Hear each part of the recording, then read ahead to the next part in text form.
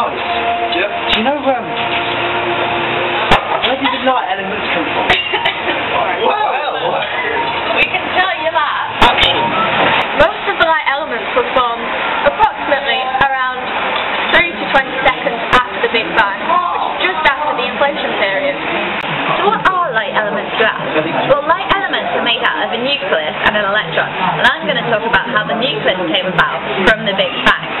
So after the Big Bang, there were quarks and antiquarks. Let's call my sour Skittles antiquarks, and my normal Skittles quarks. Now, as you can see, there is a lot more quarks than there is antiquarks, and what happens is quarks and antiquarks interact and annihilate. Kaboom! So after the Big Bang, after the annihilation, there was only a few quarks floating around, and this is what all the matter in the universe is made up from. As you can see, there's like two different colours. We're going to call these down quarks and those up quarks. And what happens is, the quarks can interact with each other with gluons to form baryons, which is a group of three quarks. And two up quarks and a down quark will make a proton, and two down quarks and an up quark will make a neutron. And these are the basic building blocks for all nucleuses in atoms. So after once they is annihilated and baryons is formed, one proton is the nucleus of a hydrogen atom. A neutron would then interact with this one, and this would be called deuterium. Another neutron can then interact with this, and this forms tritium, which is an isotope of hydrogen. To form helium then, another proton would interact with this group, and that would give you your helium nucleus. The abundance of the light elements in our present universe is much higher than the estimated initial abundance created during the Big Bang nucleosynthesis. This means that the light elements must also be created in other cosmological processes, such as stellar nucleosynthesis. Yes, it's now widely accepted that most of the light elements have been created since the Big Bang, and the main location of this is inside stars, hence why this process is called stellar nucleosynthesis. It involves some of the same basic way of forming elements as it did in the Big Bang, but it occurs in the heart of stars. This is because nucleosynthesis requires high-speed collisions to overcome the strong nuclear force, and this can only be achieved at very high temperatures. For example, the minimum temperature required for the fusion of hydrogen is 5 million degrees, and the required temperature of fusion just increases the more massive the star gets.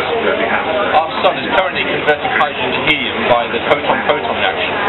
This is a process that occurs during most of a star's lifetime. After hydrogen in a star's core is exhausted, the triple alpha process takes over. The larger the star is, the heavier the elements it can synthesize is, up to iron.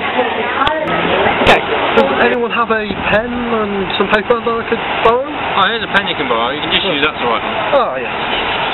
Okay, now what we can do is we can draw a graph of the relative abundance versus the atomic number of the elements. And the graph looks similar to this here. You mean like this? Oh, yes, like this. Now, what we can see here is that helium was made in a ratio of 1 to 10 compared with that of hydrogen. And we see that lithium, beryllium and boron are in this peak here. After that we see that it continues its fairly linear relationship. So as the atomic number increases, the relative abundance throughout the universe decreases. Please note the logarithmic scale on this axis.